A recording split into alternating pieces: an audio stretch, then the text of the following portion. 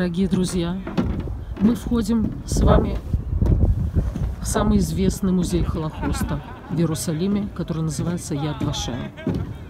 Вот это вход. Мы входим в какое-то пространство, в котором мы будем встречаться с чем-то необычным, с чем-то особенным, с чем-то нечеловеческим. Нечеловеческое почему? Потому что это противоречит природе человека. Мы будем встречаться с вещами, которые убивают. Входим мы и заходим, посмотрите, как туннель какой-то смерти.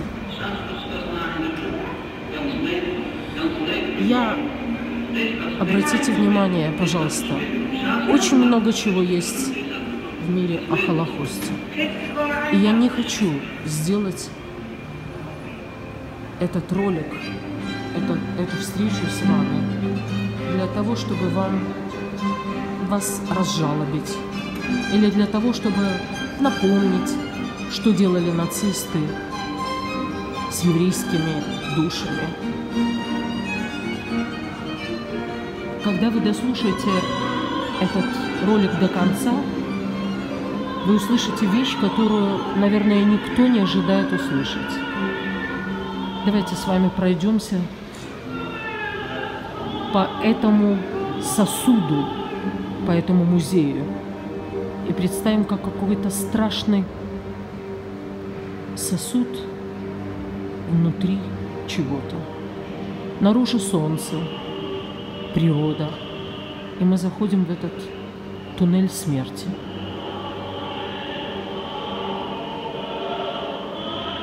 Где мы убиваем, где мы видим убийство, и не просто убийство, издевательство, уничтожение людей.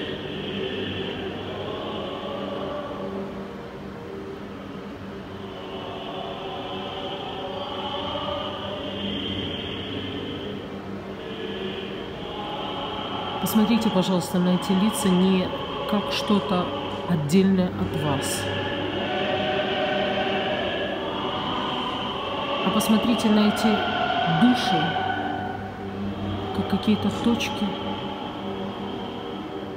внутри какого-то организма.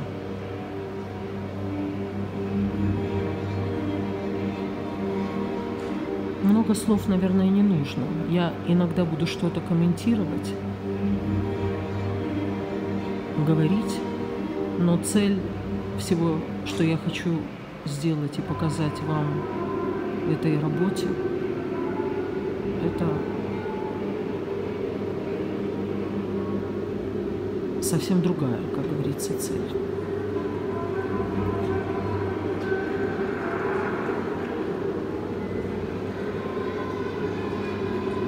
Да, я принадлежу этому народу. Более того, я на себе ощущаю трагедию этого народа не потому, хотя я принадлежу, будем говорить, еще к молодому поколению, ближе к среднему. Но меня воспитывали два человека, бабушка и дедушка, которые жили в этом мире, но душа их была истрепана, истерзана вот в этом мире, который я сейчас вам показываю. Бабушка в первые дни войны гетто потеряла 3-летнего сына моего дядю, брат моей мамы, мужа, родителей, которые были с ее 3-летним сыном, тогда дома их отправили в гетто в первые дни войны, потом в газовой камере уничтожили. Муж пропал без вести, брат 18-летний. По сути, после войны она осталась одна в этом мире. Одна, униженная, обзываемая жидовкой. Параллельно была судьба еще одного человека, польский еврей, верующий, религиозный, который с семьей попадает в концлагерь Треблинка и жену и 2 дочери его сжигают. В одной из ночей несколько евреев в Треблинке переходят через реку в Беларусь, и там этот еврей, польский еврей, остается жить в Беларуси, не желая после войны возвращаться ни в Польшу свою, ни во Францию, где его родственники. Потому что он уже не человек. Это истерзанный, несчастный, гонимый, преследуемый, человек, которого все пальцем тыкали, жид. И вот эти 2 несчастных человека, потерявшие веру в жизнь, но не утратившие веру в Бога, не утратившие любовь к своему народу. Эти 2 человека встретились и воспитали мою маму, и родилась я, и они меня воспитывали. Я впитала эту любовь от них. Моя бабушка, ее папу звали Израиль, мой прадедушка Израиль. И она всегда говорила: у меня такое отчество, я горжусь именем своего папы, потому что есть такая страна, в которой весь наш народ когда-то соберется.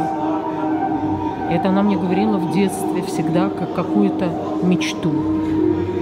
Я выросла, прошла свой путь через Европу, через все сладости этого материального мира. Но в душе всегда была эта любовь этих 2 несчастных людей, которые, несмотря ни на что, несли в своем сердце любовь к своему народу, гордость за свой народ, любовь ко всем людям. Потому что, несмотря ни на что, даже вокруг, они любили всех людей, которые были вокруг них. И эта огромная любовь, она остается в сердце человека. Когда я поняла, что я обязана тоже полюбить свой народ, и как цепочка после этих страданий многих веков моего народа, я тоже должна была вернуться в эту страну, в этот Израиль, имя которой страны носил мой прадедушка.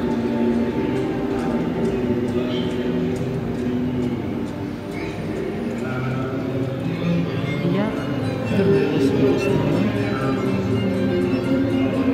и шла. И сейчас я не рассказываю вам историю какой-то жалости. Я рассказываю один фрагмент обычной еврейской семьи, потому что у каждой еврейской семьи будет таких историй, как моя, множество.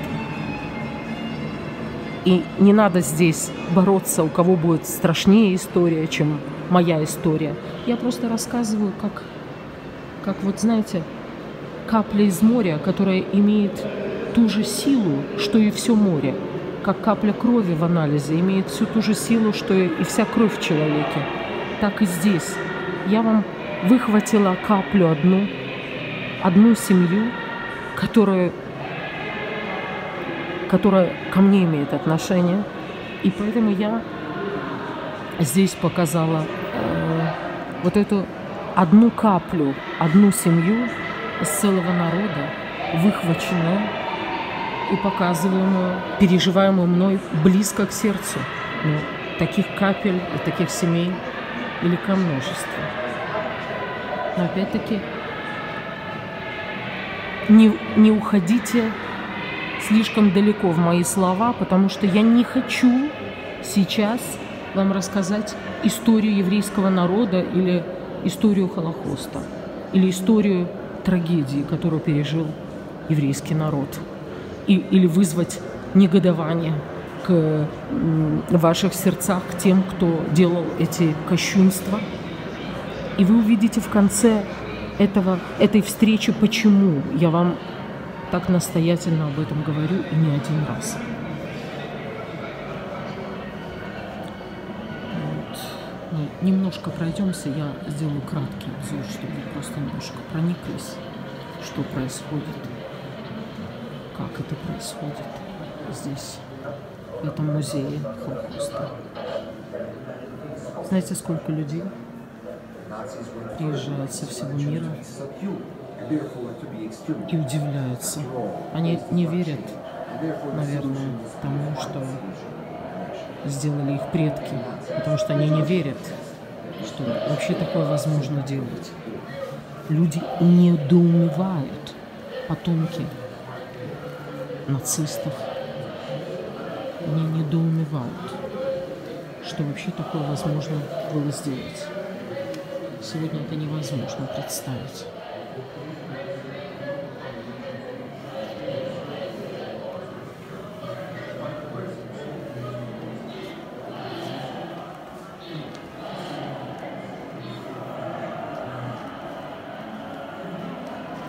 Этот музей построен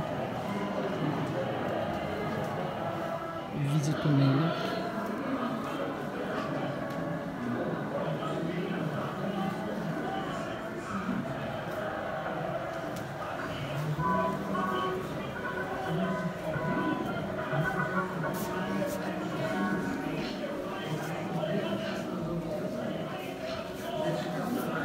Здесь много документов, много свидетельств.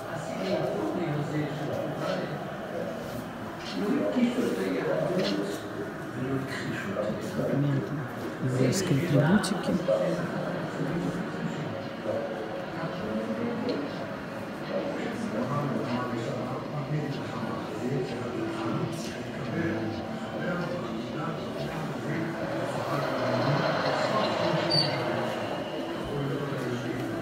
И этот музей построен в виде туннеля, и по обе стороны этого туннеля расположены комнатки с отдельными фрагментами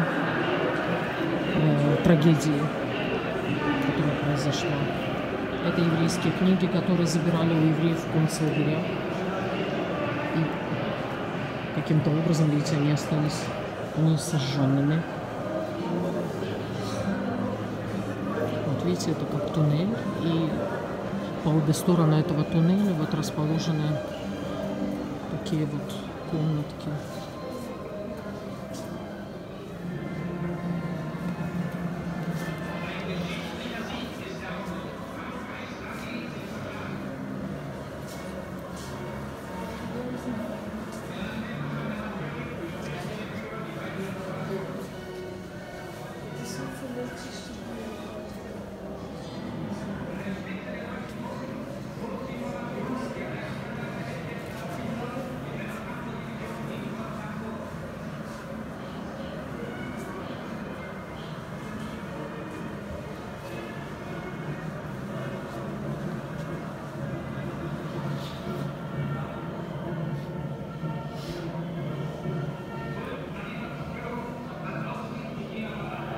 Скажите, пожалуйста, только потому, что эти люди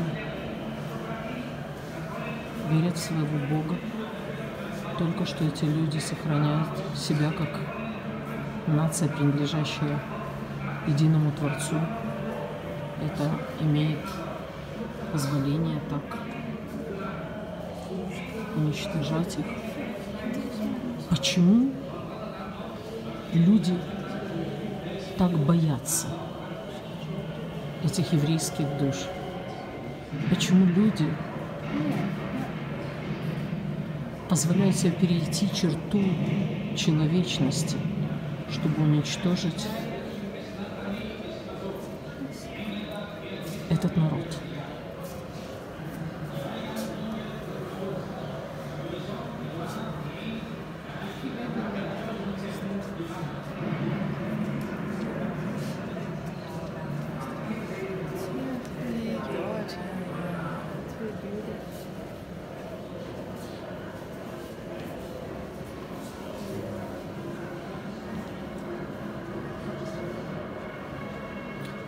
Вы знаете, в этом музее есть архив, и когда я пришла в этот архив, я здесь нашла записи о моей бабушке, о эвакуации.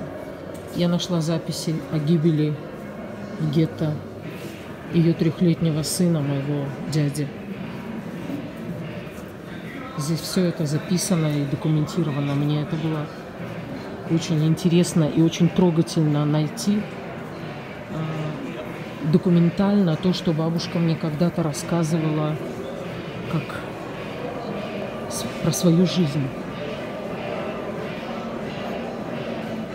Давайте дальше пройдем. Вот эти комнатки. Я не буду вас вводить в каждую из них, потому что это не исторический экскурс. Это не что-то, как я вам еще рассказала, чтобы вам провести экскурсию по музею Холокоста Яд Вашем в Иерусалиме. Посмотрите, как это устроено. Видите, узкая щелка на крыше, через которую как луч.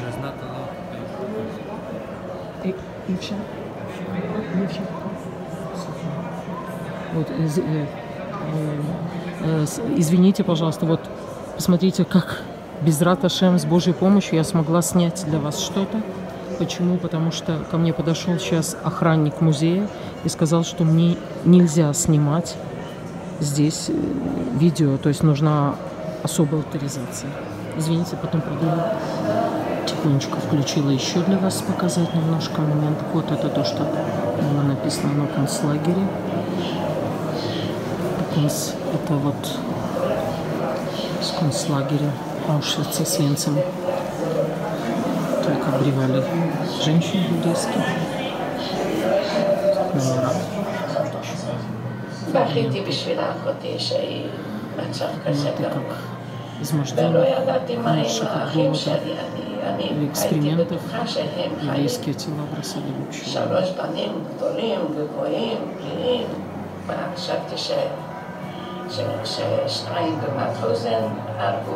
Груду мусора выкидывают.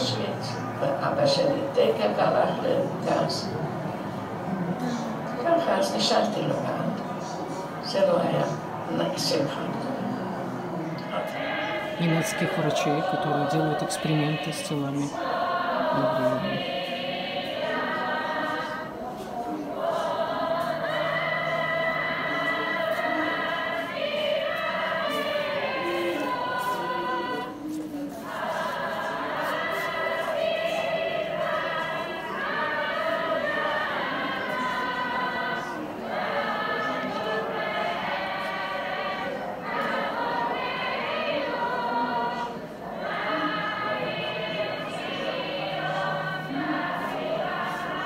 В архив, где, посмотрите, сколько книг, сколько учетных записей архивных. Вот. Здесь столько записей, потому что в каждой из этих книг имена и истории людей, которые вот. А это купол. То помещение, где собраны фотографии людей, которые были уничтожены во время Холокоста. Вот. А это книги с архивными записями тех, кто собранные материалы со всего мира. Сейчас я вам покажу. Есть отдельный блок, где пустые полки. Потому что в этом музее есть офис, где можно взять конверт и прислать фотографии и материалы документальные, если у еврейской семьи есть что-то или кто-то, кто погиб в Холокосте, и есть фотографии, документы. Вот видите, есть еще полки для других материалов.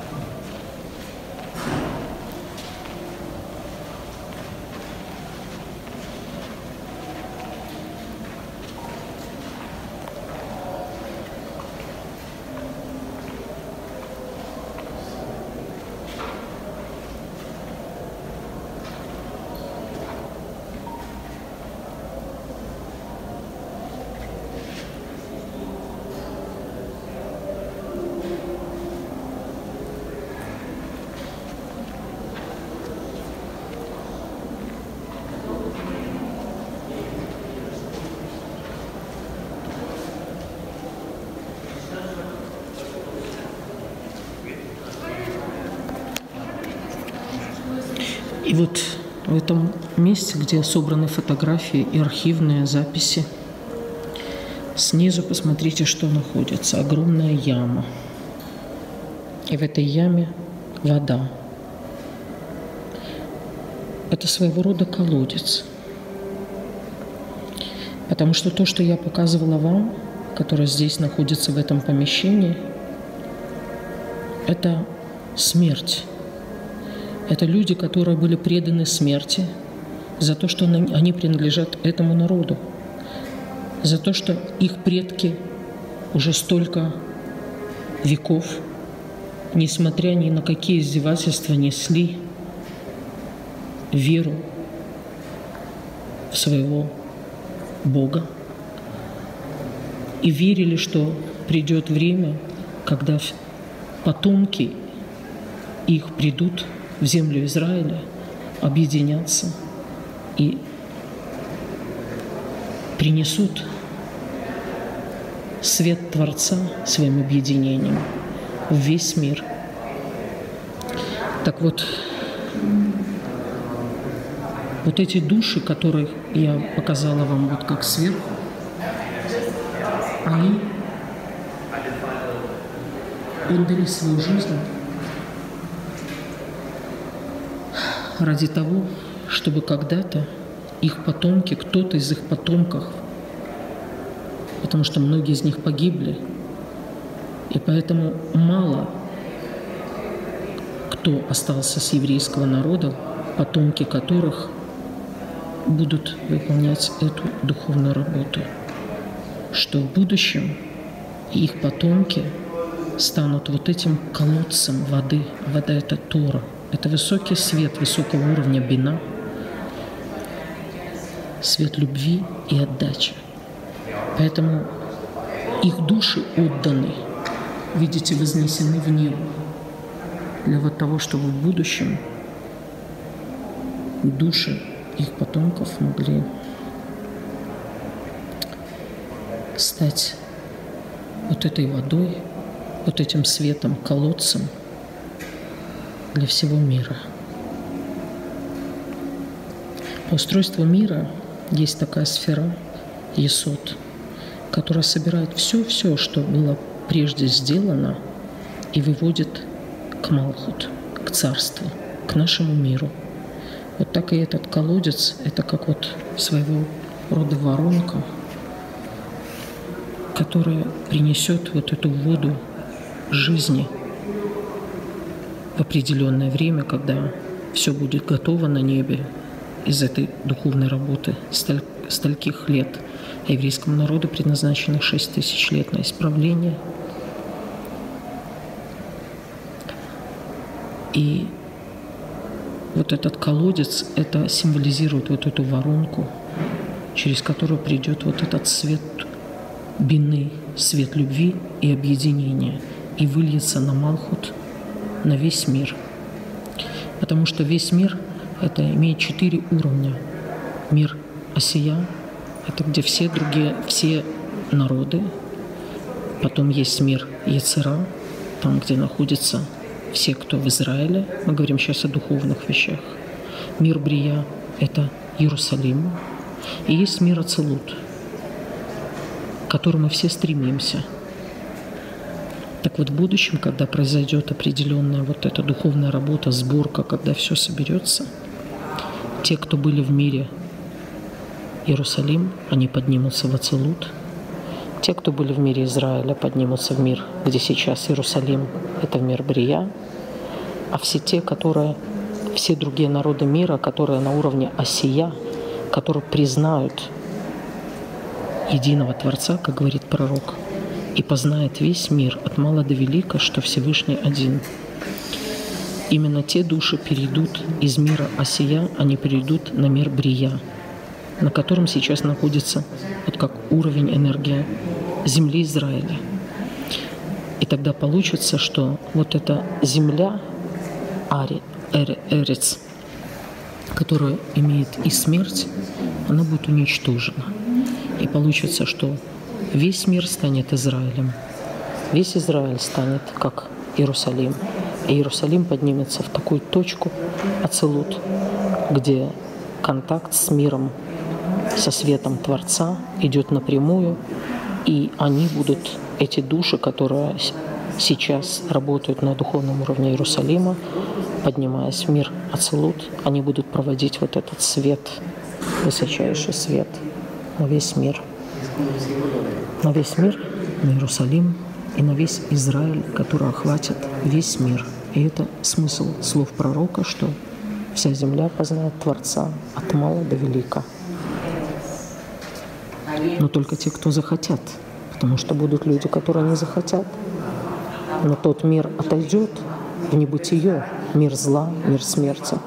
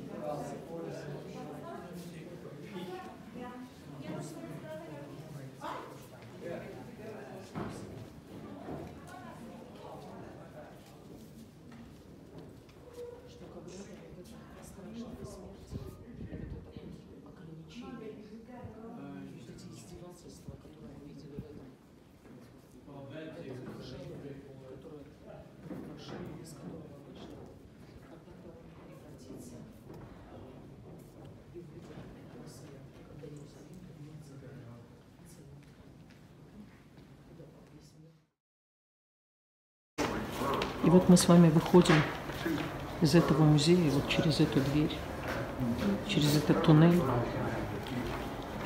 на вершину одного из 7 холмов, на которых стоит Иерусалим. Иерусалим, и виден, открывается простор Иерусалима, именно того города, который когда-то во своей духовностью вознесется в высокий мир, который будет питать весь мир светом, любви и отдачи, как я вам говорила раньше. Но этот мир, надо понять, что то, что есть в общем, есть в частном. Когда была общая душа Адама, в ней содержались все души. Когда произошла поломка Адама, эта душа разломалась. И многие души, они рассыпались, как осколки. Кто-то дальше, кто-то ближе. Что значит дальше, ближе? Дальше не в смысле по расстоянию. Кто-то дальше по восприятию Творца, кто-то ближе. Это были другие народы и еврейский народ. Что значит еврейский народ? Это души, в которых есть сила, возможность вот этого исправления. Но так как пророк говорит, что в будущем весь мир станет Израилем, а Израиль станет Иерусалимом, Иерусалим станет самой высшей точкой принятия этого света, то нужно поверить, что в каждой душе, и как говорит пророк, что в тот момент, в тот день, все от мала до велика познают, что Всевышний, Он един. О чем это говорит? Что в каждой душе человеческой, как бы эта точка была не спрятана, есть эта точка Исраиля, точка Израиль. Даже если человек ее пока не ощущает, пока не видит, но эта точка есть у всех. О чем я хочу вам сказать? Что мы с вами прошли здесь и увидели вот эти уничтожения, Холокост, издевательства. Это мы видели в общем. Но в каждой душе проходит этот процесс. Когда мы вот эту точку, которая как бы нам мешает нашему эгоизму развиваться, нашему самомнению, нашему выражению самого себя, а не принятию, что весь мир — это единое целое, единый Творец руководит всем миром, и что мы пришли сюда для исправления, а не для времяпровождения, чтобы нам было хорошо, удобно и комфортно. Это трудно принять.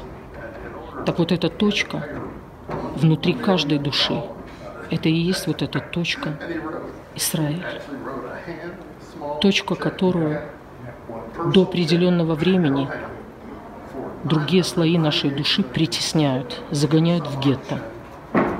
Она им мешает, она их раздражает, она им ненавистна, они ее уничтожают, они издеваются над ней. Понимаете, о чем речь? Поэтому весь этот Холокост проводит каждая душа в самом себе до определенного момента, когда Всевышний не откроет, что в каждой душе есть та частица, которая принадлежит Творцу. Это точка Исраили. И в тот мир все от мала до велика познают, что Творец един. Вот теперь какие возмущения мы можем сказать по поводу того, что мы увидели в этом музее. Так и сегодня потомки этих людей, которые так творили такие бесчинства, приходят и удивляются, как это можно было такое сделать.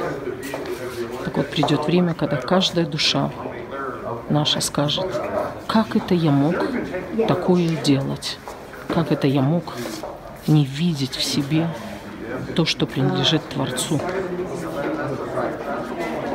Спасибо вам большое, что провели со мной это время. Этот урок я посвящаю всем душам, которые отдали себя для того, чтобы осуществить план Творца. Теперь вы понимаете, что когда Всевышний хотел вручить Тору, все народы отказывались. Еврейский народ взял на себя эту работу, потому что великие праотцы, великие учителя, они знали, что таит в себе быть евреем в этом мире. Поэтому я посвящаю этот урок всем душам еврейским моего народа, которые отдали свои души для этой работы. Но в частном я посвящаю этот урок моим любимым душам, которых я прошу, чтобы Всевышний вознес их души в самые большие, самые высокие свои чертоги, только потому, что в них есть заслуга, что они передали своим потомкам, мне передали вот как любовь к этой земле Израиля, любовь к моему народу Израиля, любовь к Творцу. Это Сима, дочь Израиля и Малки, Ицхак, сын Авсея, мой дядя, вот 3-летний, который погиб, Шимон, сын Симы и Ицхака, Григорий, бен Исраэль и Малка, Семен, сын Исраэль и Малка, Алерман, сын Давида и Хаи, Александр, сын Романа и Марины, Микеле, сын Лучаны и Бруно. И всех душ, которые посвятили себя для блага всего мира в будущем. Спасибо.